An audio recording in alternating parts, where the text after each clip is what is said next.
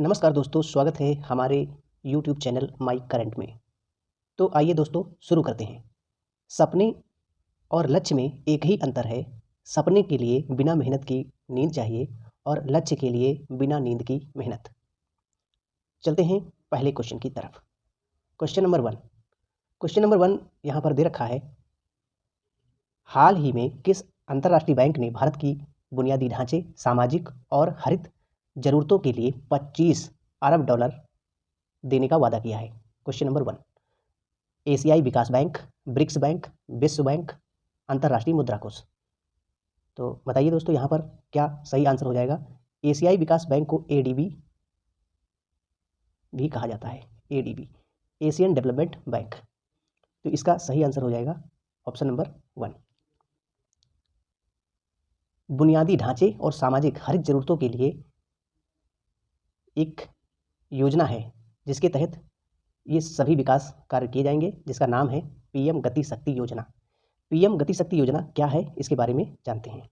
भारत सरकार ने लॉजिस्टिक लागत को कम करने के लिए समन्वित और बुनियादी अवसंरचना परियोजनाओं के निष्पादन हेतु महत्वाकांक्षी गति शक्ति परियोजना या नेशनल मास्टर प्लान और multi modal connectivity plan launch किया है। इसका उद्देश्य क्या है? पीएम गति शक्ति योजना को लॉन्च करने का क्या उद्देश्य है?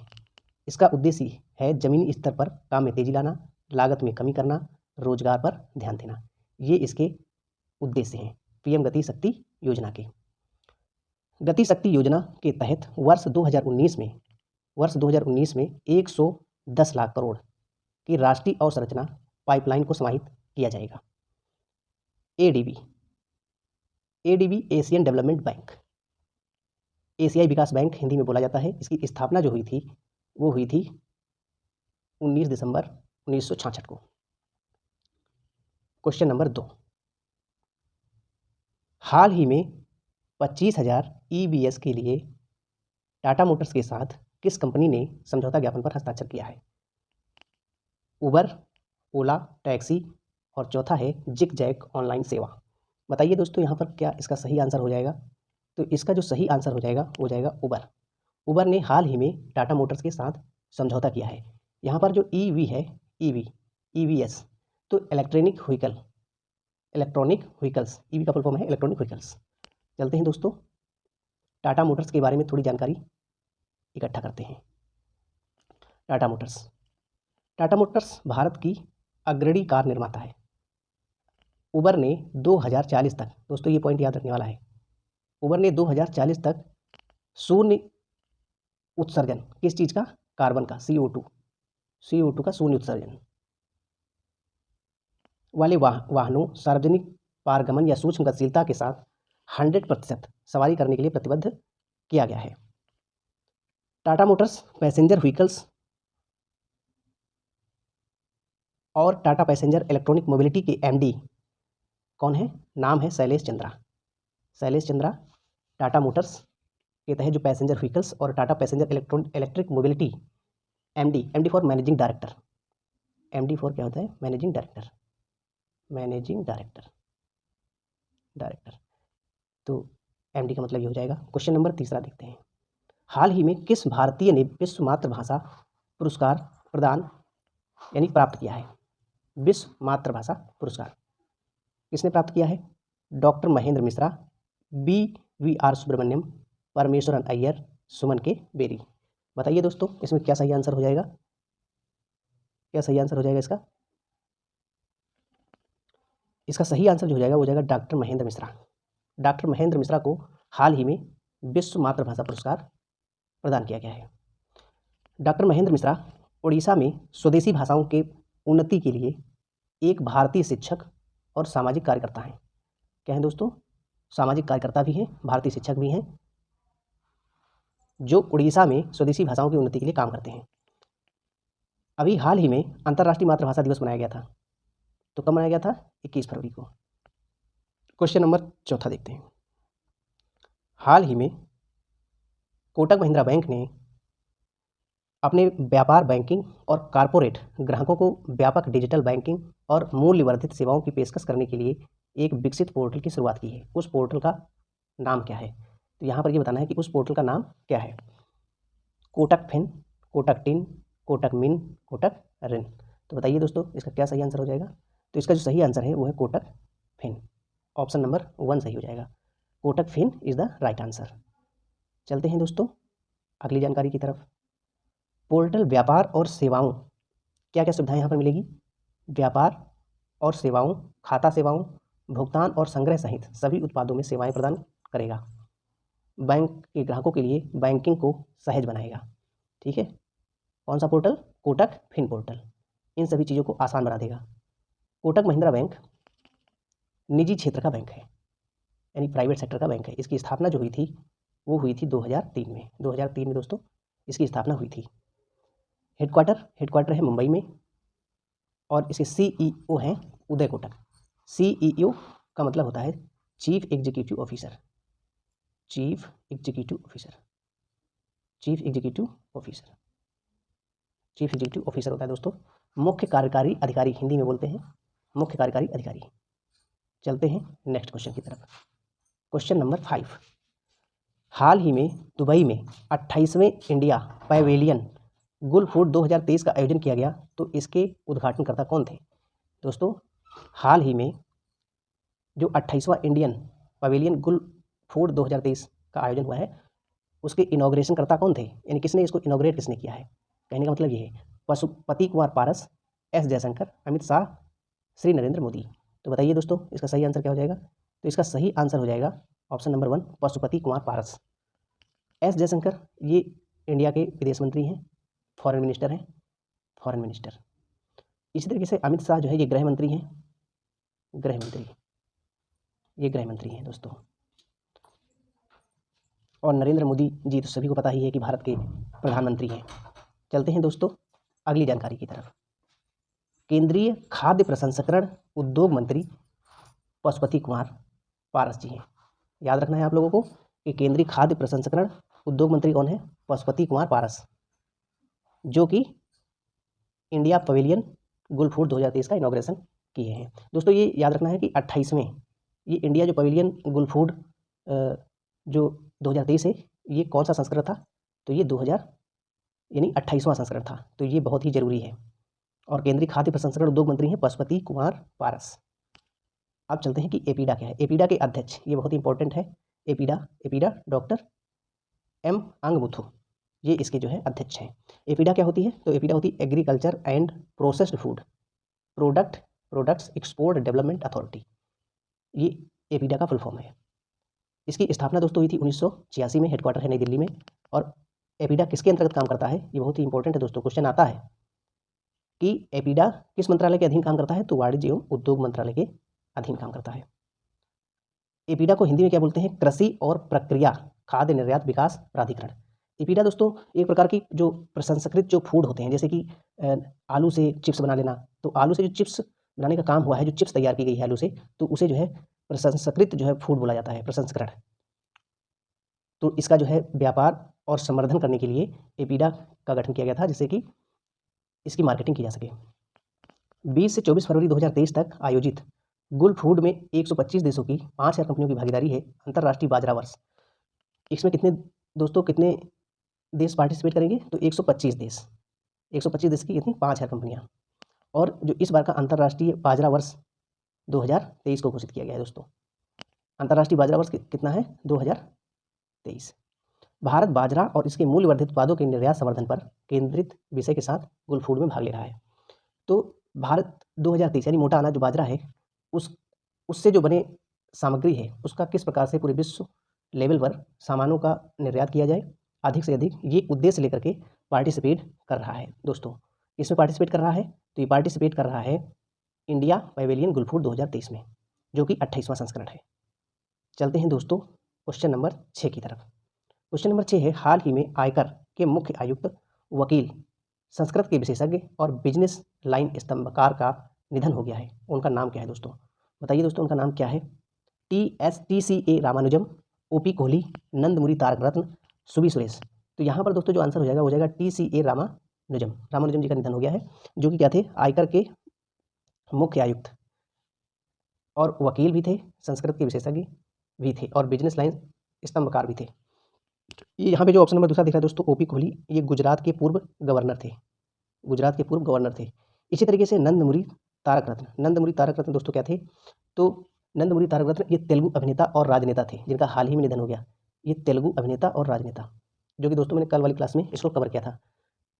सुबी सुरेश, सुबी सुरेश जी क्या थे, ये मलयालम एंकर थे, मलयालम एंकर, मलयालम एंकर थे, मलयालम एंकर थे दोस्तों जिनका निधन हो गया। तो सुबी सुरेश मलयालम एंकर थे जिनका निधन हो गया, और नंदमुरी तारक रत्न जी थे जो कि तेलुगु अभिनेता थे। चलते हैं दोस्तों कुछ अन्य जानकारी की तरफ। Madras law college, Madras law college जो दोस्तों है, इसको जो है doctor Ambedkar government law college के भी नाम से भी जाना जाता है। इसकी जो स्थापना हुई थी दोस्तों, वो हुई थी 2 मई 1891 को, यानी 2 मई 1891 को इसकी स्थापना हुई थी दोस्तों। चेन्नई तमिलनाडु में स्थित है। ये ध्यान रखने वाला है, ध्यान रखने वाली बात है कि मद्रास लॉ कॉलेज कहाँ पे स्थित है, चेन्नई तमिलनाडु में। चलते हैं दोस्तों क्वेश्चन नंबर 7 की तरफ। क्वेश्चन नंबर 7 है, नौसेना प्रमुख एडमिरल हरि कुमार ने 20 फरवरी 2023 को कोच्चि में INS निरीक्षक का दौरा किया और उन्होंने अरब सागर में 219 मीटर की गहराई पर बचाव कार्यों में शामिल जहाज की डाइविंग टीम के साथ बातचीत की और सबसे चुनौतीपूर्ण परिस्थितियों में सुरक्षित और सफल सैन्य ऑपरेशन के लिए जहाज की सराहना की। ये देश की जल सीमा में सबसे अधिक गहराई में किया गया सॉल्वेज ऑपरेशन है, सॉल्वेज ऑपरेशन है दोस्तों। जहाज के चालक दल को अपने संबोधन के दौरान नौसेना प्रमुख ने डीप, दोस्तों ये याद रखने वाला पॉइंट है, डीप डाइविंग ऑपरेशन के लिए जहाज के समर्पित प्रयास की सराहना की है। उन्होंने मेन बिहाइंड द सीन को अदम्य भावना का आह्वान किया है। ठीक है दोस्तों, चलते हैं नेक्स्ट क्वेश्चन की तरफ। कौन दुनिया के छठे सबसे बड़े इक्विटी बाजार के रूप में भारत से आगे निकल गया है, उस देश का नाम क्या है? Britain, Bharat, America, Germany. बताइए दोस्तों इसका सही आंसर क्या हो जाएगा? तो इसका सही आंसर हो जाएगा Britain, Britain is the right answer. Equity बाजार में छठे नंबर पे आ गया है दोस्तों ब्रिटेन। सेबी देख लेते हैं दोस्तों, सेबी के बारे में थोड़ा सा। सेबी का फुल फॉर्म क्या होता है दोस्तों? सिक्योरिटीज, सिक्योरिटी नहीं होता है दोस्तों, सिक्योरिटीज होता है, इसका फुल फॉर्म आता है, बहुत मिस्टेक हो जाता है एग्जाम के अंदर। सिक्योरिटी और सिक्योरिटीज, इसके इन सभी चीज़ों का ध्यान देना बहुत आवश्यक है। तो securities and exchange board of India, इसका जो अधिनियम था वो सेबी अधिनियम 1992 था और इसकी स्थापना हुई थी 12 अप्रैल 1988 को। सेबी के चेयरमैन है माधवी पुरी बुच। इसका हेडक्वार्टर है दोस्तों मुंबई में। सेबी का हेडक्वार्टर कहाँ पे है दोस्तों? मुंबई में इसका हेडक्वार्टर है। क्वेश्चन नंबर 9, जातिगत भेदभाव पर प्रतिबंध लगाने वाला अमेरिका का पहला शहर कौन बन गया है? Seattle, New York, Washington DC, San Francisco. ये सारे शहर दोस्तों अमेरिका के हैं, यानी USA के हैं, यूनाइटेड स्टेट्स ऑफ अमेरिका। तो इसका सही आंसर दोस्तों हो जाएगा सिएटल, यानी सिएटल जो शहर है अमेरिका का, वो जातिगत भेदभाव पर प्रतिबंध लगा दिया है। सिएटल नगर परिषद ने जाति, धर्म और लिंग पहचान जैसे समूहों के साथ शहर के नगरपालिका कोड में संरक्षित वर्गों में की सूची में जाति को जोड़ने वाला एक अध्यादेश पारित किया है। सिएटल जाति आधारित भेदभाव पर स्पष्ट प्रतिबंध पारित करने वाला पहला अमेरिकी शहर बनकर इतिहास रच दिया है। चलते हैं दोस्तों क्वेश्चन नंबर 10 की तरफ। हाल ही में आयोजित 24वां, दोस्तों ये याद रखना है, बहुत इंपॉर्टेंट होता है, 24वां नॉर्ड वेस्ट कप, कौन सा दोस्तों? 24वां नॉर्ड वेस्ट कप 2023 को जर्मनी के IM इल्जा श्राइडर, ये भी दोस्तों क्या है, IM इल्जा श्राइडर को हराकर भारत के 80वें ग्रैंड मास्टर चैंपियन बन गए हैं। उनका नाम क्या है? कौन से दोस्तों? 80वें नंबर के 80 नंबर के ग्रैंड मास्टर बन गए हैं, जिन्होंने 24वां नॉर्ड वेस्ट कप जीत लिया है, जो कि जर्मनी में आयोजित हुआ था। किसको हराया है? IM इल्जा श्राइडर को। तो उनका नाम क्या है दोस्तों? बताइए उनका नाम क्या है? ऑप्शन 1 है विघ्नेश NR, ऑप्शन दूसरा है विशाख NR, ऑप्शन तीसरा है प्रनेश, ऑप्शन चौथा है कौस्तुभ चटर्जी। तो यहाँ पर दोस्तों क्या सही आंसर हो जाएगा? यहाँ पर आंसर जो सही हो जाएगा वो जाएगा दूसरा, विशाख NR। देख लेते हैं दोस्तों आयोजन कहाँ पे हुआ था? जर्मनी में। कौस्तुभ चटर्जी ये 78 नंबर के ग्रैंड मास्टर हैं। असल में दोस्तों जो शतरंज टूर्नामेंट होती है उसमें जो चैंपियन होता है उसको ग्रैंड मास्टर बोला जाता है। तो प्रनेश जो 79 नंबर के थे, और विशाख NR। अब दोस्तों यहाँ पर क्वेश्चन किस हिसाब से बनता है? क्वेश्चन ये बनता है विशाख NR क्या थे? ये 59 नंबर के ग्रैंड मास्टर थे, और इन्हीं के भाई का नाम है विघ्नेश NR इनके भाई का नाम है। तो विघ्नेश NR ने जो है, विघ्नेश NR 80वें नंबर के ग्रैंड मास्टर बन गए हैं। तो दोस्तों ऐसे क्वेश्चन एग्जाम में पूछा जा सकता है कि विशाख NR के भाई, यानी विशाख NR जो 59वें नंबर के ग्रैंड मास्टर थे, उनके भाई विघ्नेश NR किस नंबर के ग्रैंड मास्टर बने हैं। तो इस तरीके से दोस्तों क्वेश्चन भी आ जाता है एग्जाम में। देखते हैं क्वेश्चन नंबर 11। भारत का पहला हाइब्रिड साउंडिंग रॉकेट कहाँ पर लॉन्च किया गया है। ये पहला हाइब्रिड साउंडिंग रॉकेट है जो कहाँ पे लॉन्च किया गया है। ऑप्शन 1 चेगलपट्टू तमिलनाडु, सालेम तमिलनाडु, पट्टीपुलम गांव चेगलपट्टू जिला तमिलनाडु, और चौथा ऑप्शन है दोस्तों चेन्नई तमिलनाडु। बताइए दोस्तों इसका सही आंसर क्या हो जाएगा। तो इसका सही आंसर हो जाएगा पट्टीपुलम गांव चेगलपट्टू जिला तमिलनाडु। ऑप्शन नंबर तीसरा इसका दोस्तों बिल्कुल सही आंसर है। देखते हैं दोस्तों अन्य जानकारी की साउंडिंग रॉकेट क्या होता है दोस्तों।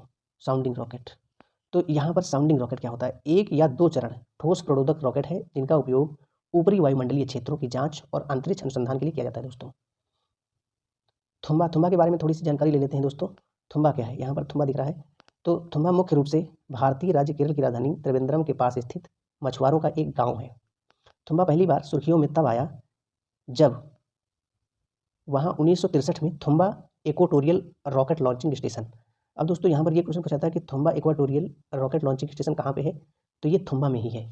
और थुम्बा कहाँ पे पड़ता है दोस्तों, थुम्बा पड़ता है केरल में। चलते हैं दोस्तों अगले क्वेश्चन की तरफ। Question number 12। हाल ही में बीजेपी के राष्ट्रीय अध्यक्ष जेपी नड्डा ने 22 फरवरी 2023 को पुस्तक Modi shaping a global order in flux का विमोचन किया है दोस्तों। इसके लेखक पूछ रहा है कि इसके लेखक कौन है, ठीक है। तो इसके लेखक बताना है, इसके लेखक कौन है। S Jaishankar, Rajnath Singh, Amit Shah, BVR Subrahmanyam. तो बताइए दोस्तों इसका सही आंसर क्या हो जाएगा। इसका सही आंसर हो जाएगा एस जयशंकर प्रसाद, जो कि भारत के विदेश मंत्री है। इन्होंने Modi shaping a global order in flux नामक पुस्तक को लिखा है।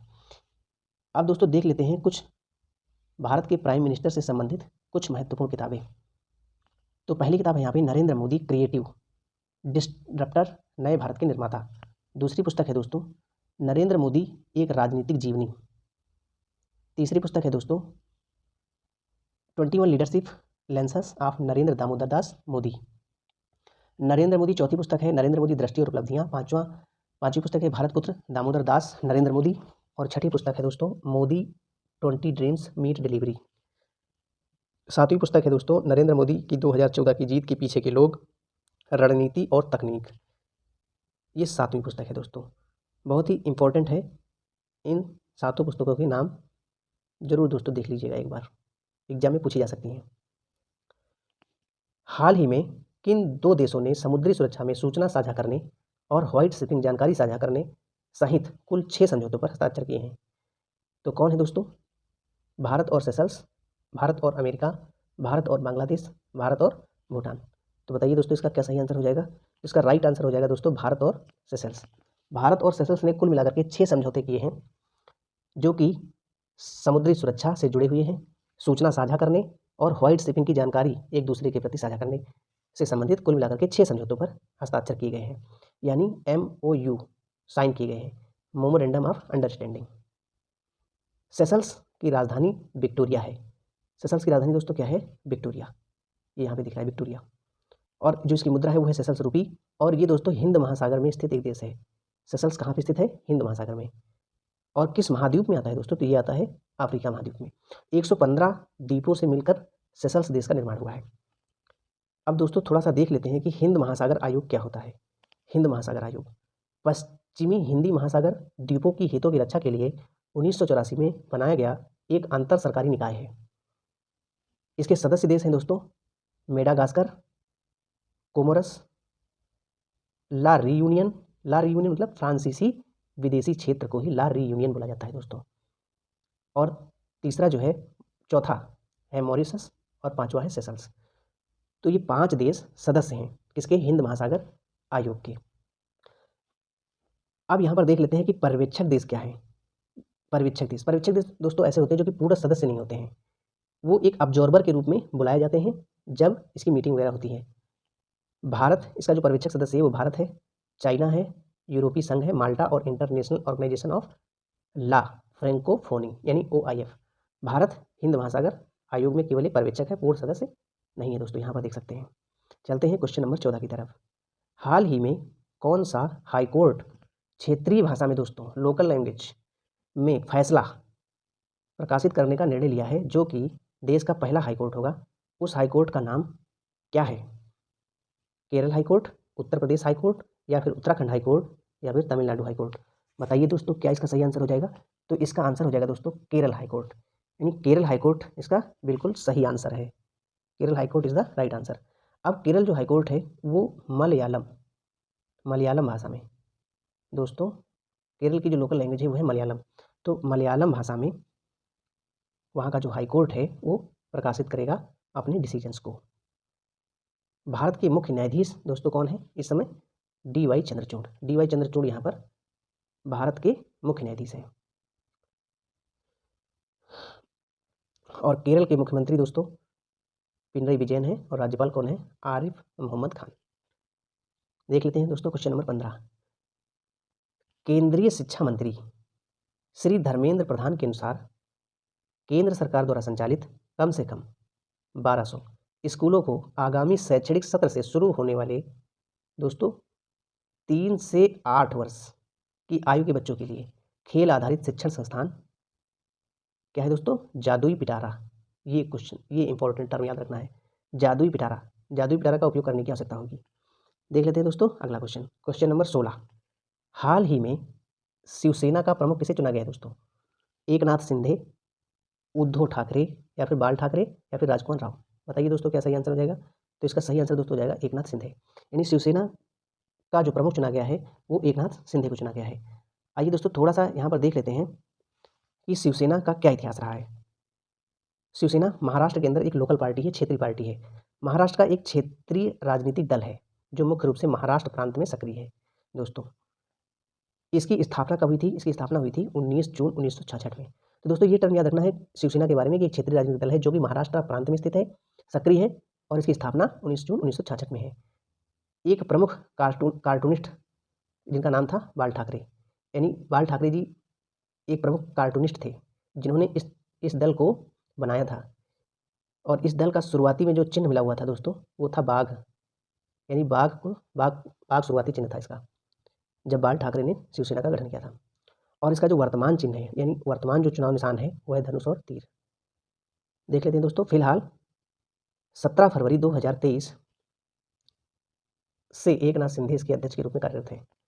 एकनाथ शिंदे के बारे में थोड़ी जानकारी लेते हैं। शिवसेना के नेता के रूप में उभरने से पहले एकनाथ संभाजी शिंदे जीविकोपार्जन के लिए एक ऑटो रिक्शा चलाते थे। 9 फरवरी 1964 को जन्म शिंदे ने स्नातक की पढ़ाई पूरी करने से पहले ही कॉलेज छोड़ दिया था। पश्चिमी महाराष्ट्र के सतारा जिले के रहने वाले हैं। कहाँ के रहने वाले दोस्तों? सतारा जिला कहाँ पे पड़ता है? पश्चिमी महाराष्ट्र में। उन्होंने अपने राजनीतिक जीवन की शुरुआत कहाँ से की है दोस्तों? इनका जो राजनीतिक क्षेत्र है ये इंपॉर्टेंट है, ठाणे, मुंबई, ये दोस्तों याद रखना है। और ये 4 बार जो है विधायक बन चुके हैं। चलते हैं दोस्तों, लास्ट टॉपिक यहाँ पर देख लेते हैं दोस्तों। अभी हाल ही में 13वें संसद रत्न पुरस्कार 2023 की घोषणा की गई है। तो देख लेते हैं कुल कितने लोगों को संसद रत्न पुरस्कार मिले हुए हैं। तो कुल जो है 13 सांसदों को संसद रत्न पुरस्कार मिला है, जिसमें से लोकसभा के जो सदस्य हैं वो 8 सांसदों को मिला हुआ है और राज्यसभा के 5। संसदीय मामलों के मंत्री अर्जुन राम मेघवाल, यानी जो संसदीय मामलों के जो मंत्री हैं उनका नाम क्या है? अर्जुन राम मेघवाल। और भारत के पूर्व चुनाव आयुक्त टी.एस. कृष्णमूर्ति की अध्यक्षता वाली जूरी समिति ने इन सदस्यों का नाम दिया है। तो देख लेते हैं लोकसभा के उन 8 सांसदों के नाम क्या क्या हैं। तो पहला नाम है विद्युत बरन महतो जो कि भाजपा से है। दूसरे नंबर पे हैं डॉक्टर सुकांत मजूमदार, भाजपा पश्चिम बंगाल से हैं। तीसरे नंबर पे हैं कुलदीप राय शर्मा, कांग्रेस, अंडमान निकोबार द्वीप समूह। डॉक्टर हिना विजय कुमार गावित, भाजपा महाराष्ट्र। अधीर रंजन चौधरी जी, कांग्रेस पश्चिम बंगाल। और गोपाल चनैया शेट्टी, भाजपा महाराष्ट्र। सुधीर गुप्ता, भाजपा मध्य प्रदेश। और 8वें नंबर पे है डॉक्टर अमोल राम सिंह कोल्हे जो कि राकापा महाराष्ट्र से हैं। राकापा का मतलब राष्ट्रीय कम्युनिस्ट पार्टी। राज्यसभा से 5 लोगों को मिला हुआ है। Doctor John Brittas, CPI M Kerala. और दूसरे नंबर पे है डॉक्टर मनोज कुमार झा, राजद बिहार। राष्ट्रीय जनता दल दोस्तों, राजद का मतलब होता है। Shrimati Fauzia Tahseen Ahmed Khan, NCP national communist party Maharashtra. और विशंभर प्रसाद निषाद है समाजवादी पार्टी UP से। और श्रीमती छाया वर्मा है कांग्रेस छत्तीसगढ़ से। अब यहाँ पर क्वेश्चन जो अगला मोस्ट इंपॉर्टेंट है, doctor APJ Abdul Kalam life time achievement award किसे दिया गया है दोस्तों? तो ये बहुत ही इंपॉर्टेंट है, इसको जरूर याद रखना। तो ये मिला हुआ है, ये किसको मिला हुआ है दोस्तों? टी.के. रंगराजन को, टी.के. रंगराजन को ये मिला हुआ है दोस्तों, ये याद रखना है। संसद रत्न पुरस्कार, संसद रत्न पुरस्कार की स्थापना डॉक्टर APJ अब्दुल कलाम के सुझाव पर शेष प्रदर्शन करने वाले सांसदों को सम्मानित करने के लिए की गई थी। कब की गई थी? 2010 में, 2010 में ये स्थापना की गई थी, संसद रत्न पुरस्कार डॉक्टर APJ अब्दुल कलाम के सुझाव पर। उन्होंने स्वयं 2010 में चेन्नई में पुरस्कार समारोह के पहले संस्करण का शुभारंभ किया था दोस्तों। संस्थापक अध्यक्ष के श्रीनिवासन, सांसद रत्न पुरस्कार समिति, ये जो संस्थापक अध्यक्ष होंगे, और अध्यक्ष होंगी सुश्री प्रियदर्शनी राहुल। थैंक यू दोस्तों। हमारे चैनल को सबसे ज़्यादा सब्सक्राइब करें, लाइक करें और कमेंट करें। इसी तरीके से दोस्तों अपना प्यार बनाए रखें। धन्यवाद।